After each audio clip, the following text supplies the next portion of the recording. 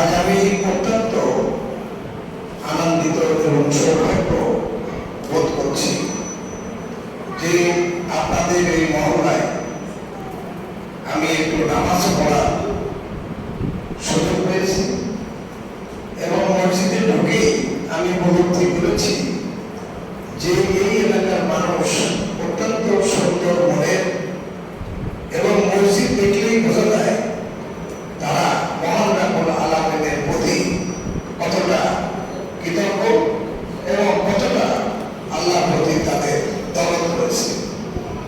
আমি আমার চাকরি জীবনে এমন থাকা অবস্থায় ৬৭টা মসজিদে ফলক লাগাতে পেরেছি। আমার নিজস্ব পরিচালনায় ২টা মহিলা টিমখানা, একটা পুরুষ টিমখানা আছে এবং এখন আমি সুযোগ পেলে আল্লাহর পথে আল্লাহর কাজে ব্যস্ত থাকার চেষ্টা করি।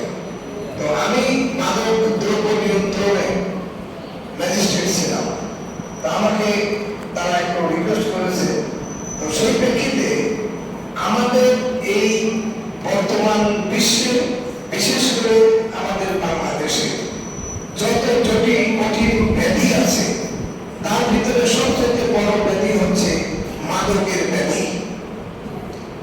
মাদক শুধু যে সেবন করে সে শুধু নিজেকে ক্ষতি করে না, সে ওই পরিবারটাকে ক্ষতি করে, যে সমাজে বাস করে সেই সমাজকে ক্ষতি করে, রাষ্ট্রকে ক্ষতি করে, জাতিকে ক্ষতি করে।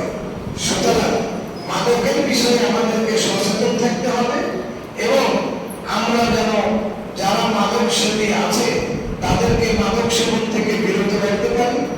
ধর্মীয় ভাবে হোক, রাষ্ট্রীয় ভাবে হোক, যেভাবেই হোক আমরা মাদক থেকে তাকে বিরত রাখার চেষ্টা করব। এটা আমাদের সরকারি বিষয়।